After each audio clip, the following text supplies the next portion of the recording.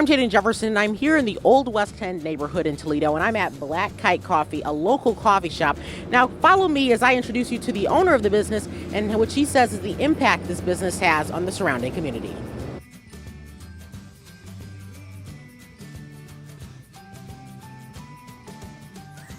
So can you first tell me what impact does Black Kite Coffee have on the surrounding community? It's a multi-leveled answer.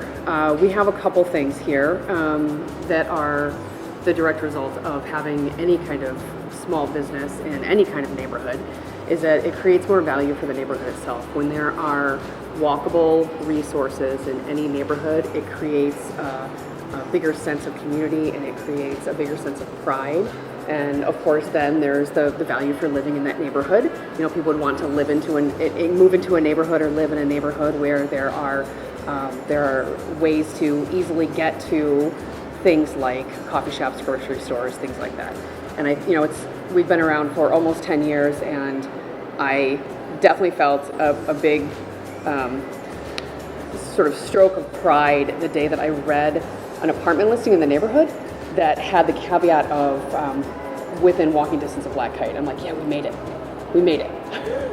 There are a lot of people that come in here, whether to get work done or just to enjoy a nice cup of joe. So what does that mean for you? We love being what's typically referred to as a third space.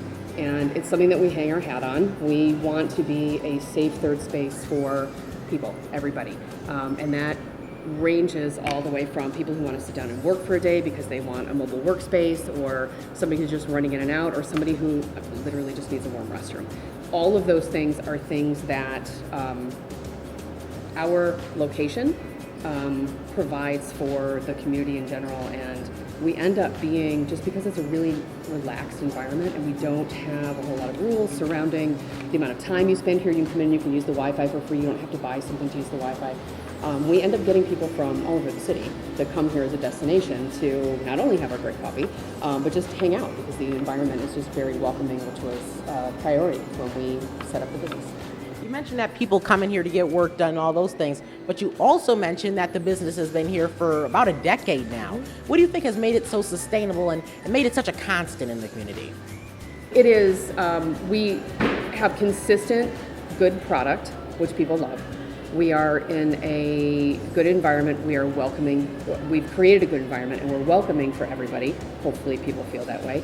But I think the other thing is that we continue to reinvest back in the community. So the products that we bring in and the products that we bake are all they're all locally sourced from other bakers or creators or makers of some sort. Our beans are all roasted locally. We get all of our beans from Flying Rhino Coffee, and they're 2 miles up the road. And she delivers. The owner of Flying Rhino delivers every week. So a lot of it comes back down to how we re-engage with the community around us, and that continues that cycle of support.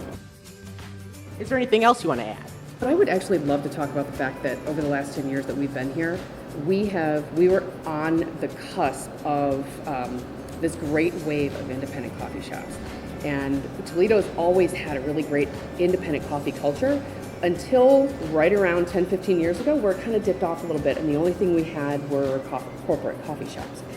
And there were 2 or 3 of us that all started up right around the same time, and now we have this really robust independent coffee culture with amazing owners who are invested in their spaces, and they try to do the same kind of thing we're doing over here wherever they are in the city. And the cool thing about it is that we're all pals and we're all there for each other, and there isn't competition between us. There's a lot of collaboration, there's a lot of support, there's a lot of, I ran out of cups, do you guys have anything I can borrow, or do you know where I can get cups, right? I mean, those kinds of things between sort of equal businesses, peer businesses, doesn't usually exist. That environment is usually a very competitive environment. So I'm really thankful that this community, Toledo in general, and the surrounding area is able to support that kind of independent business where we're all then able to support each other, which is fantastic. On a side note regarding that, we noting that among ourselves as independent coffee owners in the city, we started what's called Coffee Quest a couple years ago. Unfortunately, in 2020, we weren't able to do it.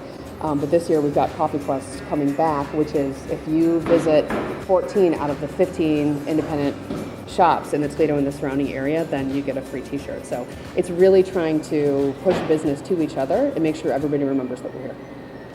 Well, me and my new friend Kristin Kiser, owner of Black Kite Coffee in Toledo, are going to enjoy a nice cup of coffee. This has been this week's edition of Around T-Town.